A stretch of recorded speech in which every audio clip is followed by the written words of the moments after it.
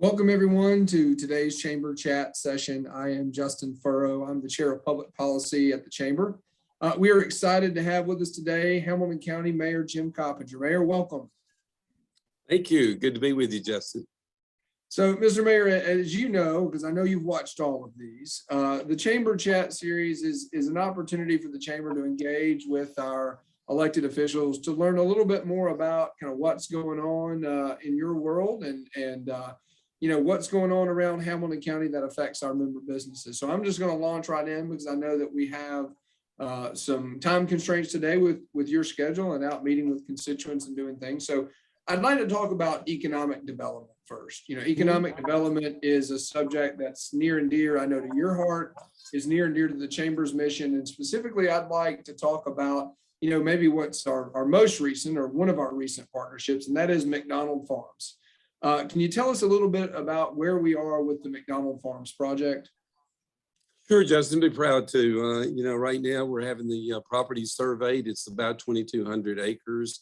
So as you can imagine, it takes quite a while to get an accurate survey.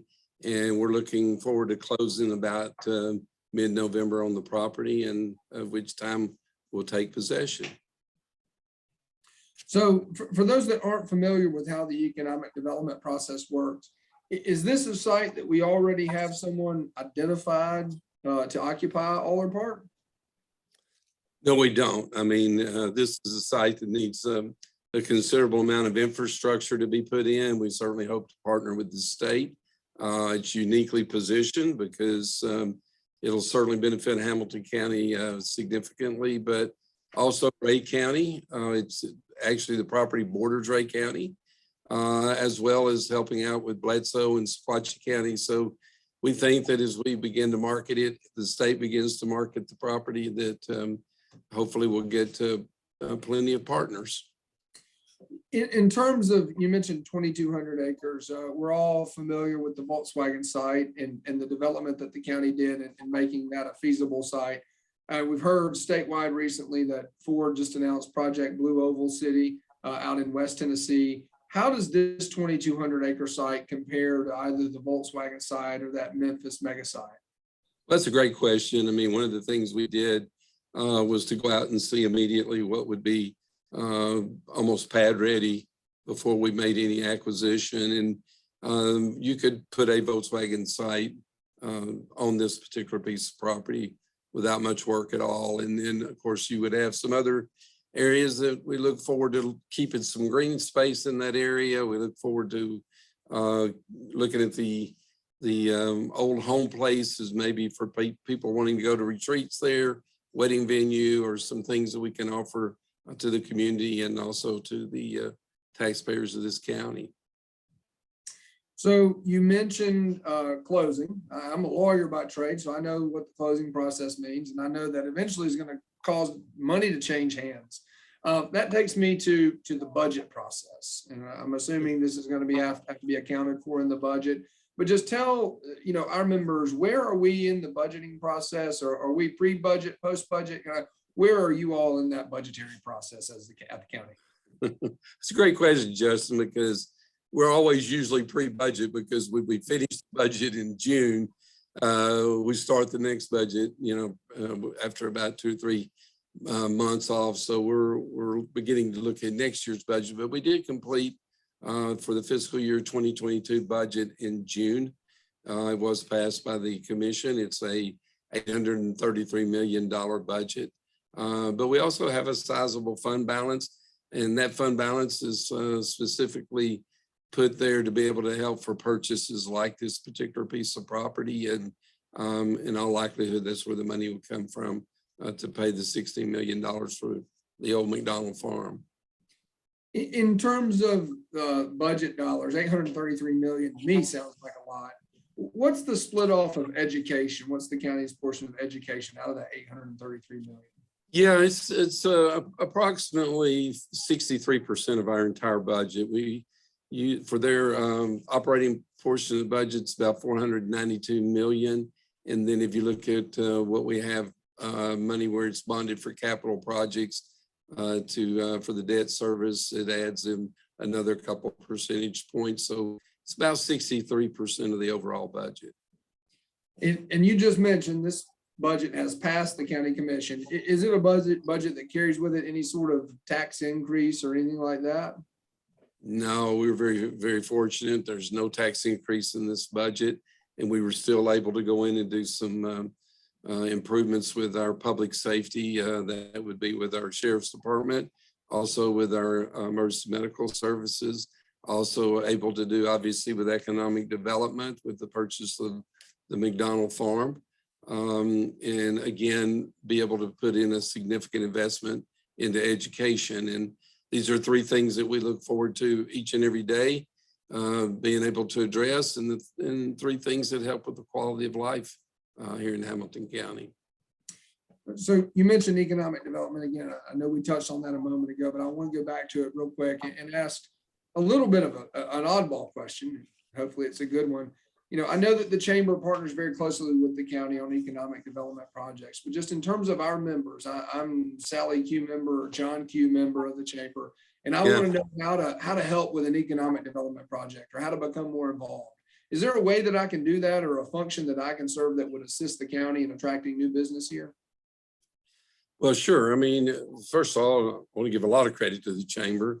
If we get a contact about a new investment, or even a business that wants to expand, Charles Wood at the chamber does our new investments, and Steve Hyatt, our expanding businesses. And we've been very fortunate in the last decade that we've been able to increase jobs through these recruitments of over 20,000 new jobs here in Hamilton County. And we've been able to realize $4.5 billion in capital investments. So again, we get that assistance from the chamber, and grateful to have it. Well, we're thankful to be a part of it. I mean, a rising tide lifts all boats. So we're so glad to be a partner with the county on that. You know, we talked about the county commission's approval of the budget, and I've heard, I don't know if all our members have, but I've heard about a potential redistricting, maybe increasing the number of seats on the county commission. Can you just provide us with a general update on what's going on there and what that may mean, where we are? Well, I'll give you just a brief overview, because I want it to be clearly stated it is the county commission's responsibility to redistrict. For me personally, I've been advocating for the past couple of years that there should be more districts. The reason I would say that, in redistricting, you can only do it every 10 years. And we've been nine commissioners for quite some time. And it's hard for 9 people to represent 576 square miles. And if you divide it among the 367,000 people, you're looking at about 40,000 people per commissioner. And again, if you compare that to what the city of Chattanooga has, it's about half that size. It has only 145 square miles, and each city council person has about 20,000 that they represent. They have a population of about 180. So I think it's time to redistrict. It is time to redistrict. I think it's time to look at the districts and possibly add a number of districts. In terms of other major metropolitan areas in the state, I'm thinking of Knox County, Davidson County, Shelby County. How does our commissioner versus number of population or number of constituents compare? Are we more, are we less, or are we kind of on par with them? Well, Knoxville has a couple more commissioners than we do, and they're relatively the same size. But, if you look at some of the counties that are doing extremely well, particularly over in the Middle Tennessee area with Williamson County, Williamson County is not anywhere near the size that we are in population, but yet they have either 22 or 24 commissioners representing them. And if you look again, it's pretty comparable. And if you look in Wilson County, Sumter County, well, and even in north of there in Montgomery County has 20 some odd commissioners. So again, I mean, I think it gives better representation you know, to the people, and they have more access to more of the commissioners if you actually have more.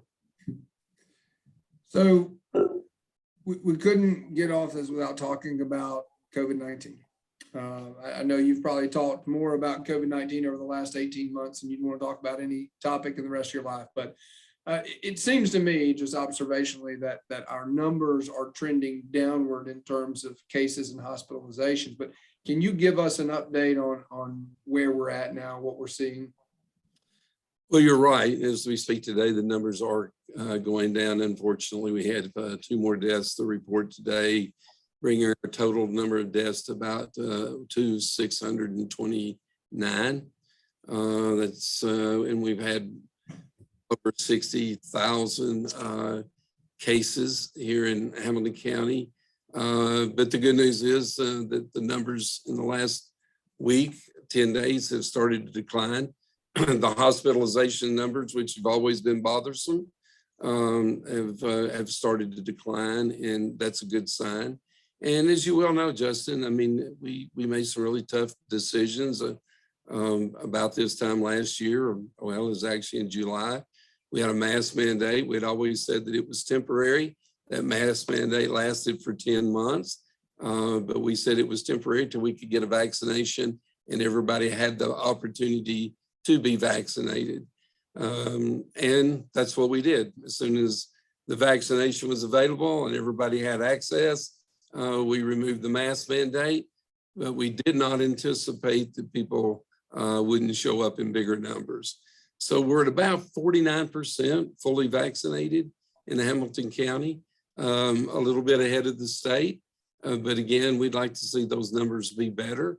And again, as I say all the time, we're all in this together, and it's something that, you know, you being vaccinated helps you, obviously, but it also helps your family, your loved ones, your colleagues, co-workers, or whatever, to not be exposed to you in the event that you're not symptomatic, you're asymptomatic, but still carrier. So at right around 50% vaccinated, I know that you would like that uptake to be a little bit better. We've seen at the federal level, there have been some mandates announced. There's a federal contractor mandate, federal employee mandate. Center of Medicare and Medicaid Services has issued what it's going to be a mandate, and then we have an OSHA mandate. I haven't heard any talks of a Hamilton County mandate. I'm not going to ask you if you're going to do one, but my question is, you know, in terms of encouraging our citizens to get the vaccine, what do you think are some strategies that might be beneficial or ways we could encourage more people to become vaccinated? Well, you know, Justin, I guess the frustration is that probably there's no one out there that hasn't been touched by, you know, this dreaded virus in some way. We've all lost people that we've known. We've all had family members that, for the most part, that have been infected. And so we know the seriousness of it. That alone should encourage people to go out and get vaccinated. I will say this, we don't have any intentions of mandating anything. But again, if we're required to do it by law, we will follow the law. But I don't understand really personally how we got to this point, because we do know that the vaccines make a difference, and just be hopeful that people would consult with their physicians. Don't listen to politicians, don't listen to Facebook or Twitter or Instagram, but go to the professionals and get their opinion about these vaccinations. And there's very few, you know, physicians out there that I've come into contact with that will not immediately tell you how important it is to be vaccinated. Do understand there are people with some religious preferences that prohibit them from taking the vaccination, and we respect that. And I say to the ones that are eligible that choose not to take it, because you say you don't want to put anything into your body or whatever. If you come down with this disease and you see how they have to treat people that are sick with it, there'll be lots of different things going into your body to try to save your life. That's a great point, and quite heavy one.